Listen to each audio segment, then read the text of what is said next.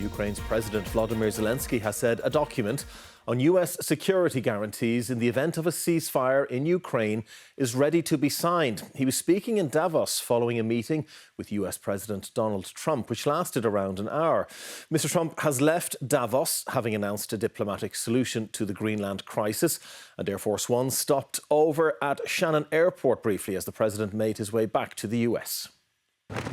Delegates arriving at the World Economic Forum still processing the dramatic climb down by President Trump over Greenland, which followed his meeting with the NATO Secretary-General Mark Rutte. There was immediate, if cautious, relief in Greenland.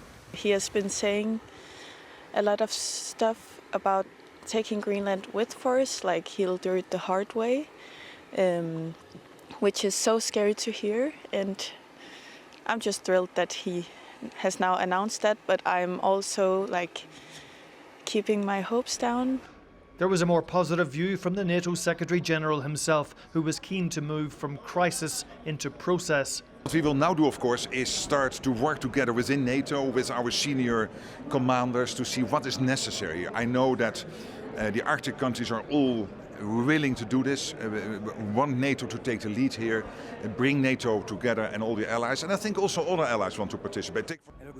In Brussels, NATO's Supreme Allied Commander for Europe pitched in, agreeing that the Russian and Chinese threat in the Arctic should be taken seriously. I think one of the most concerning changes in the security situation has been the growing collaboration between Russia and China in the Arctic, and we've seen that over the last several years. It's been both in the maritime domain with increased joint patrols, as well as in the air domain with long-range bomber patrols being conducted jointly. President Trump claimed the United States would have unlimited access to Greenland for an unlimited period.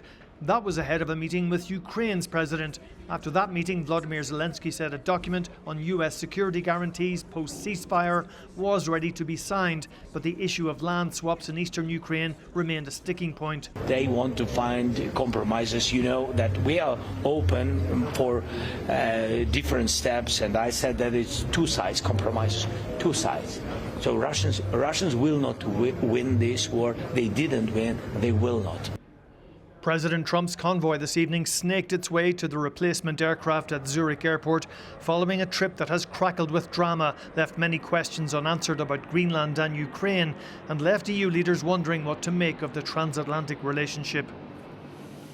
Well, Tony joins us now from Davos, and we're also joined by our Economics and Public Affairs editor, David Murphy, who's in Brussels. Tony, to you first. Perhaps you can assess for us, if you will, these dramatic past few days with Mr. Trump now US-bound and heading home tonight.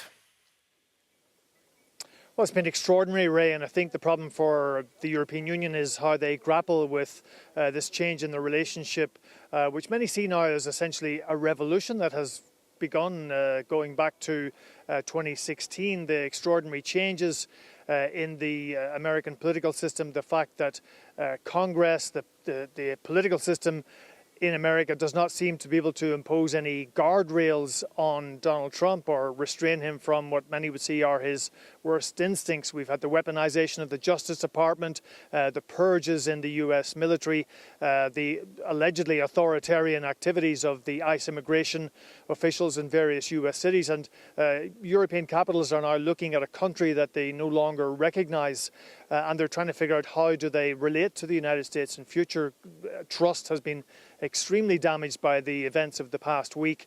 Even today, Donald Trump threatened big retaliation against any European countries that would be so bold as to sell US treasuries. So the question is, how do they proceed from here? There's another 3 years of the administration.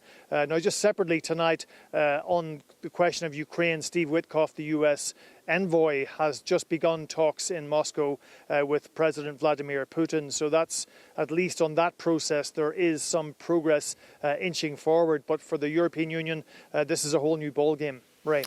Yes, and David, where you are in Brussels, the EU leaders are holding their special meeting on transatlantic relationships. Not quite the one they were expecting. What might come of it, though?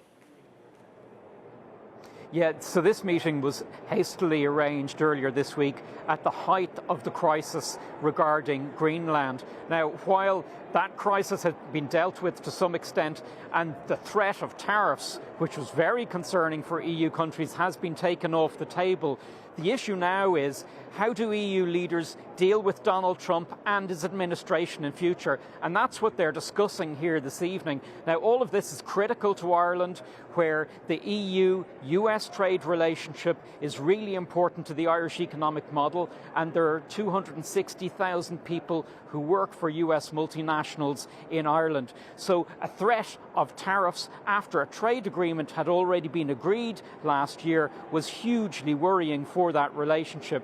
When he came here this evening, Taoiseach Micheál Martin stressed the importance of the trade relationship and how it should be kept intact and improved after this week's events. The US-EU relationship is still a very critical relationship, economically, politically, geopolitically. So both sides have to work extremely hard to maintain that relationship and to give it, breathe new life into it. So the other thing that's under discussion here is Donald Trump's proposal regarding a board of peace. Now, this was originally conceived as relating specifically to Gaza. However, EU leaders have been taken aback by the fact that it now has been given a global remit by Donald Trump, potentially undermining the United Nations. And the other issue that concerns them is the offer of a seat at that board to Russian President Vladimir Putin. We've seen France and we've seen Britain saying they won't take part. A lot of other major EU countries saying they won't have anything to do with it. Hungary says it will be involved. The Taoiseach this evening said Ireland did have significant reservations about it, and that's being discussed at the summit tonight. David in Brussels and Tony in Davos, thank you.